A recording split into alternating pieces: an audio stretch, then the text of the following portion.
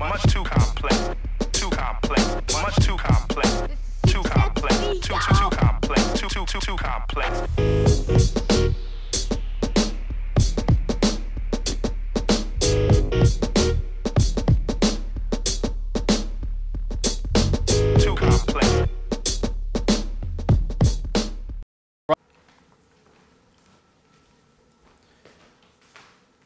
Good evening. My name is James K. Holder II. Some of you may know me as Sir James II. I'd like to welcome you back to Not On My Watch. As always, I'd like to ask you to subscribe, like, comment, and share. I want you to retweet this and repeat this. If you're watching, today is Thursday, November 16th, and we are just witnessing the complete collapse of everything that is civil in our country. First, we got the Republicans, the GOP, the House just passed with enough votes their bill to impact the tax reform. And the problem with this bill is that it effectively takes money from the poor and gives it to the wealthy. It's the exact opposite of the Robin Hood theory, the exact opposite of what we should be doing in this country. It takes away key provisions in the Affordable Care Act, so it will leave 13 million of us uninsured. It also just harms people. Like, it takes the tax credit every year. If you're a teacher, you know this, you can write off $250 off top if you're a teacher on your taxes, because we know that teachers go in their own pockets and provide for their students. They might buy school supplies, they might buy paper, they might buy anything, or if they take phone calls from their parents on their cell phone, they can write off a portion of their cell phone bill if they expense that and use it when they're not at work. These are all kinds of things that teachers use to further and better educate our youth, and that is an opportunity that's being taken away from them. So this is something that we cannot really support. Write-offs for charities, write-offs for medical expenses, things that ultimately only provide protection and tax relief for people in the middle class and lower classes. You're ultimately taking those things away just so that you can give billions of dollars legally to the Trump family, his organizations, his friends. And those people weren't paying taxes anyway. So it's kind of like, well, why did you even need a law to be able to break the law? But whatever. This is something we need to rally against. So I need you all, it's too late to call your representative. Now, I didn't have to call my representative. I live in Atlanta, Georgia, the blackest city in the world, thank God. Well, not the world, probably one of the blackest cities in America. And so our representative is a hero, John Lewis. I don't have to call John Lewis about dumb stuff like this. I don't have to ask him to not vote to take away the opportunity for teachers to write off $250. And y'all act like $250 is not a lot over the course of a year, but it is. It makes a big difference in people's bottom line. Shout out to all the people who donate to this show, because I actually have a hard drive now where I can keep making episodes and keep recording content and not have to delete stuff as I go along, because someone chose to make a donation of about $250 so I could buy that hard drive. Kudos to you all. Now, the thing is, John Lewis knows enough. He knows enough to know not to support something like this, but some of y'all live in really terrible places in America. They're out there with really terrible people who vote for really terrible representatives. And so at some point, you have to call those representatives and put your foot in their ass over the phone and let them know, don't vote for this tax bill. Too late for the representatives, but it's not too late for the Senate. You need to call your senators and not ask, not request, not beseech. You need to demand that they reject this bill, because it's ultimately going to cause bad things for the majority of Americans. So if you care about your tax bill, if you care about other people's tax bills, if you care about education in this country, if you care about health care in this country, you have to get off your ass and do something. And I don't care how busy you are with the coming holiday season. Now, there's some other choices that are coming up. For our friends in Alabama, we have the Roy Moore versus Doug Jones, the really effectively the ironic God candidate versus the legitimate, candidate who happens to be a Democrat. And I think when I talk about the devolution of America and where we're going at this day and age, I woke up today thinking, okay, well, I'm gonna run my errands, I'm gonna come home, I'm gonna tape the episode, put it up, do something real, cute, corny, tape for 30 minutes, put it up, whatever. Same old, same old. And then this motherfucker, Al Franken, just decides he's going to lose his mind. And I'm like, the world has gone to shit. If you think, Al Franken, I constantly talk to y'all about white men and how white men, most, not all, just can't be depended on to save us from the shit that's going on. I was holding out hope for Al Franken, and I just gotta say, Al, I'm extremely disappointed in you. You went through your grandmother getting her lights cut off so that you could be in the Senate. You spent time telling jokes and doing all this stuff, but it's not funny, Al. I want you... Be quiet, Al. Stop. I've never in my life had to yell at a senator like this. When I yell at senators like Elizabeth Warren, it's because I'm rooting for them. I care about them. We were rooting for you. We were all rooting for you. How dare you? Learn from this, Al. You think it's funny. You know, you go on this USO tour and you're taking pictures, touching people's boobies and kissing them on the mouth all kinds. No, nobody want to kiss you in the mouth, Al. You read that screen better than half those girls out there. Learn from this. And then you'll sit up here and use this, Jeff Sessions era excuse that, her account, sorry, that was my Tyra Banks. You're going to use this Jeff Sessions era excuse that you don't remember the events the way she recalled them. And I'm just like, what is this? I don't remember shit. You are one of 100 people that represents America. All America, 320 million, maybe more Americans. Bad memory does not work anymore. That's not an excuse. It won't happen again isn't an excuse. There's no excuses. And now, yes, I realize I am in a position where I'm comparing someone who was literally banned from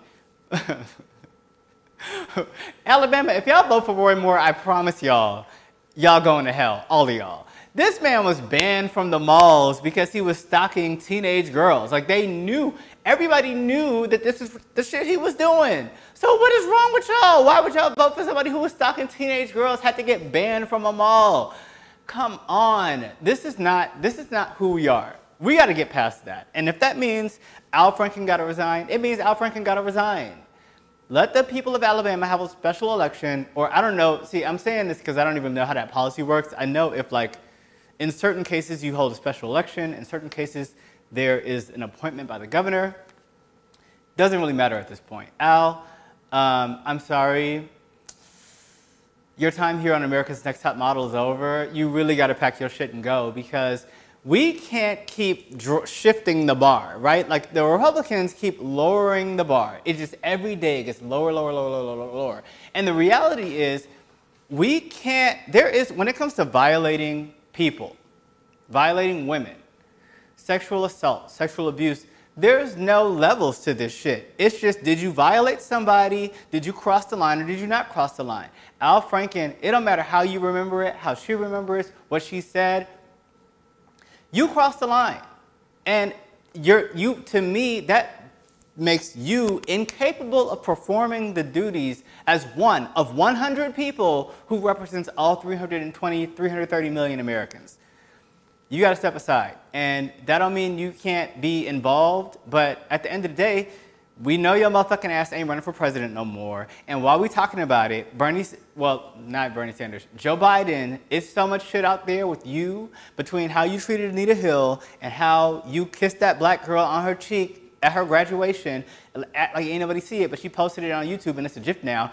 All I'm saying is, she might have taken it in a polite way, or she might have responded a certain way, but that was a violation. You don't know her. Why are you kissing her? You almost kissed her on the mouth.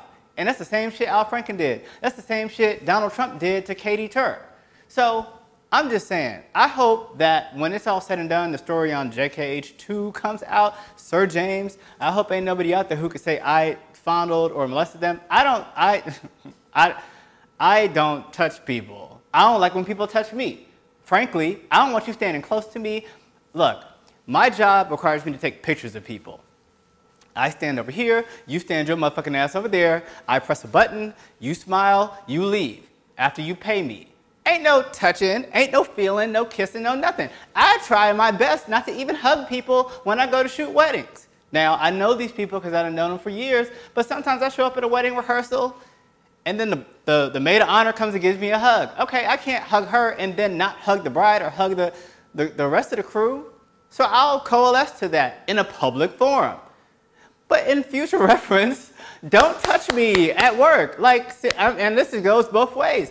Now let's talk about Terry Crews, because Terry Crews and I have something in common. No, I don't have the muscles that Terry Crews has. No, I don't have the money that Terry Crews has. No, I don't have the TV shows that Terry Crews has. No, common with him is that we're both black men. And all I'm saying is, when somebody encroaches up on you and touches you, a lot of times as a black man, people just assume that they can violate you, they can offend you, they can cross lines with you, and that you got to be okay with it. And my friends will tell you, I don't even like going out into public forums, especially in Atlanta, because for some reason, I'm like a magnet for this shit. People, and it's always white men, they just come up to me and they are just in my space. I've been, I don't want to say I've been groped, because I haven't, no. I've had people touch me in very inappropriate ways. I've had people give me, say, I recoil, please don't touch me, I don't know you. These are complete fucking strangers. And it happens every time we go anywhere.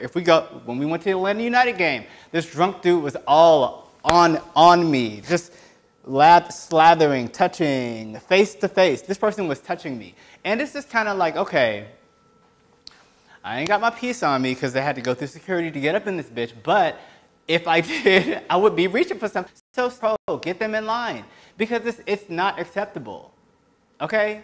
So Terry Crews, kudos to you, because you name names and you call cards and you telling it like it is.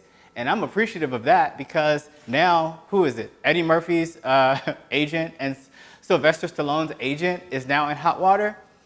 Hey, it is what it is. Let that person do what they're going to do. And he probably won't even face anything, but it happens all the time. And it doesn't even matter that it's in public. It went to the point where I needed to call the police or I needed to fight anybody, but it can happen. And it's part of the reason why I don't even go out, because I know if I'm in this public forum at the new Mercedes-Benz Dome and my black ass start putting hands on some white person who's drunk, the story's not going to be, he violated you, he did this, he violated you. It's going to be, this black man lost control and assaulted somebody. So that's why, Terry Crews, I relate to you, even though I ain't got your money. But you can feel free to donate to the show, though. www.paypal.me/JKH2. I will say,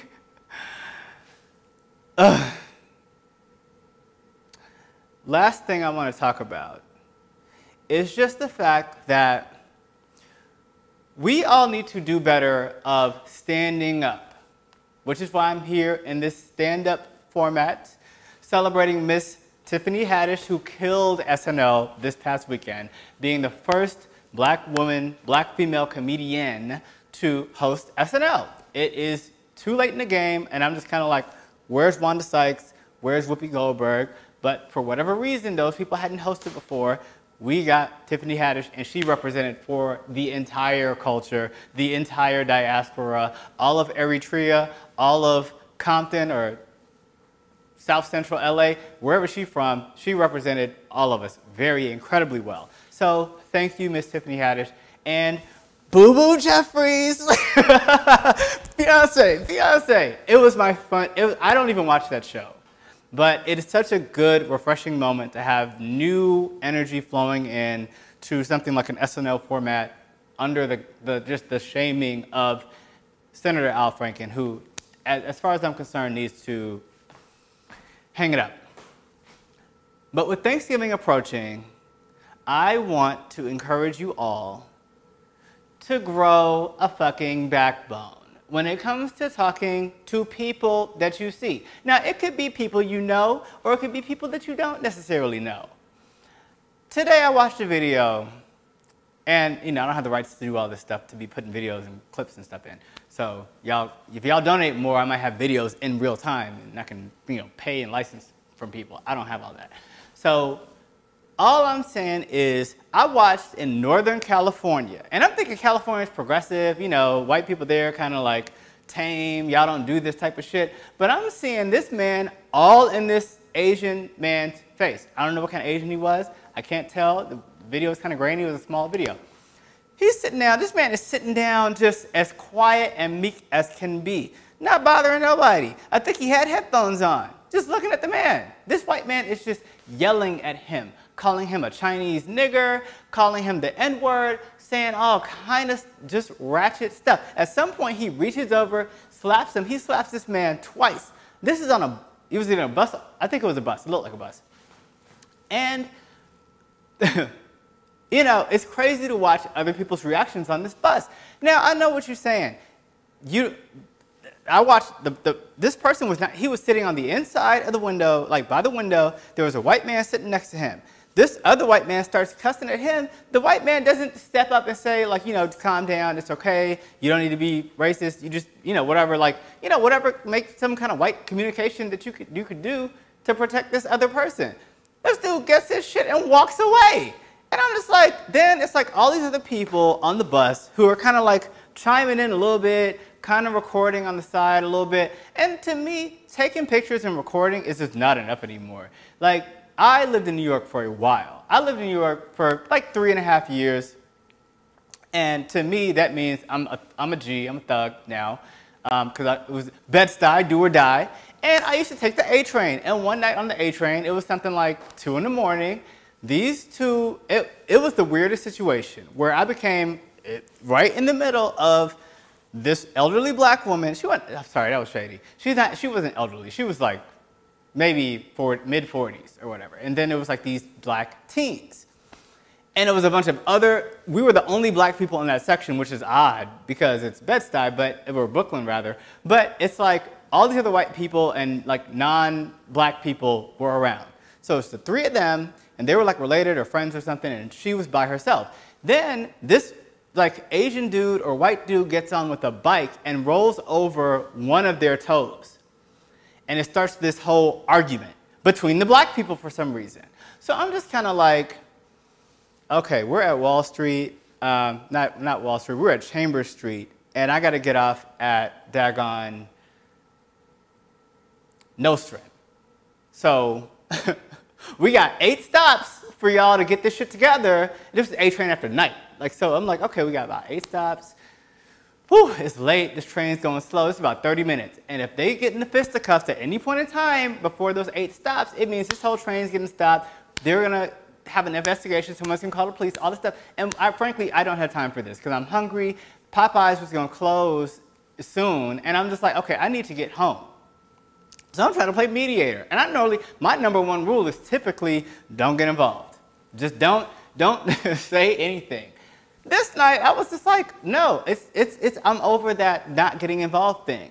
I just started talking to him. Like, why are you arguing with this person? This person didn't touch you. Why are you creating an issue? I tried to get this person to leave that portion of the train and get onto another train car with me. She wouldn't do it. So I just kept trying to tell jokes. I was trying to just do something. I kept trying to tell the girl who was the agitator with the older lady to talk to her friends and get her friends to pull her to the side. Because I'm just like, what you don't realize is that you're like 19. And if your ass goes to jail for 20 years, you've thrown your life away. If she goes to jail for the same 20 years for beating your ass on this train, she already got kids that could put money on her books. She already got all the shit going on. She ain't really missing as much as you are. And frankly, not even to get on that. But we went into this whole conversation, and by the end, everybody was like, oh my God, that was so courageous of you. You're so nice. I can't believe you care that much. I don't care. It's just, it's not about me wanting to be friends with this person or me wanting to be friends with this person. At some point, we have to step up and choose to be a part of a society that functions. Because today, what I saw was dysfunction. And I'm just not happy about it. So Al, get your shit together. Roy Moore, drop out of the race.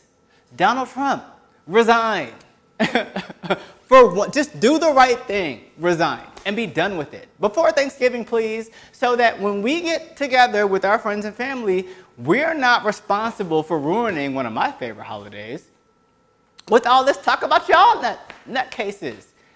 Y'all are supposed to be leading the conversations. Y'all are supposed to be making stuff better. This is making it all worse. So grow a backbone, y'all out there with your little crazy-ass family members. Just say something. And it don't have to be mean. You don't have to throw food at them. You don't have to get up and walk out. But when somebody at the table starts talking about, oh, well, I don't care what she do. He's still Bruce Jenner to me. Just roll your eyes, grab your plate, and walk out the room. You don't have to walk out the house, just walk out the room. You know, because I don't like Caitlyn Jenner. I hate her politics. But she's Caitlyn, and she's a her. That's not hurting me to let this woman be who she wants to be. And the law is on her side. So why am I up here tripping? Moronic politics. She's terrible. But she has the right to be that way.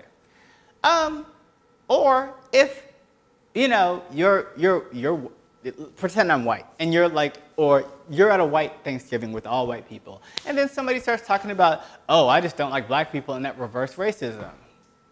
That shit ain't a thing. So you need to be comfortable, whether you white or black, telling white people that reverse racism doesn't exist, because it doesn't.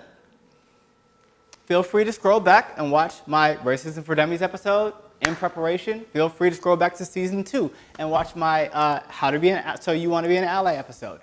Great opportunities there for you to learn and refresh before Thanksgiving. Because if I'm telling you, we just had a series of elections where things changed, and I'm telling you it's because the culture around Thanksgiving was different after the election in 2016. But had y'all been doing the work from before then, we wouldn't have had 2016 end the way it did.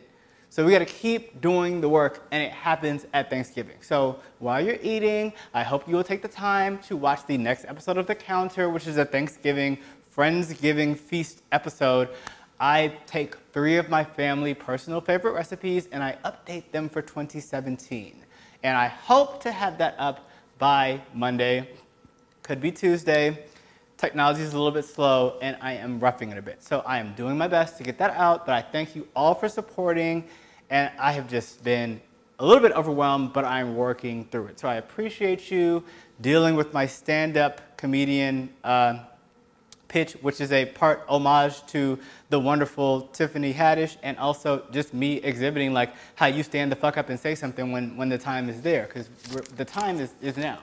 So with that, I'd like to thank my friends of the show. If you'd like to become a friend of the show, you can do so by donating $1 or more to the link above at www.paypal.me/jkh2. Today we are thanking Little Flower Coffee, Susan L. of the Pie Guy comedy series, which apparently is like a comedy show that teaches kids how to cook. So I'm very interested in that whole concept. And Each One Teach One. They are supporting me, and I hope to support them as well. Mary Ann N., Gordon D., Julie B., Julie K. So we had 2 Julies today. And they actually donated like right after each other. And then Gentle Clothing, Derron B., Robin W., Barbara G., Tom M., Amy K., Jesse E., of course, my dear friend, Jesse E. I could not do what I'm doing without Jesse E. He, of all people, he's just one of, yeah, I'm just so grateful to have met him in doing this show. Carole D., we never really met, but we met online. Tara D., Jane M., Elizabeth S., Douglas A., Karen B. For some reason, I don't have your name on here, but I know you did donate. Oh, it's weird that your name wasn't on there. Thank you, Karen. And your wonderful daughter, Jamon. Now, I'm still learning how to pronounce this name because I failed French a couple times, but I'm working on it. So I am just so happy to have a team forming. I want to thank my new cameraman for the cooking show, Justin Bridges.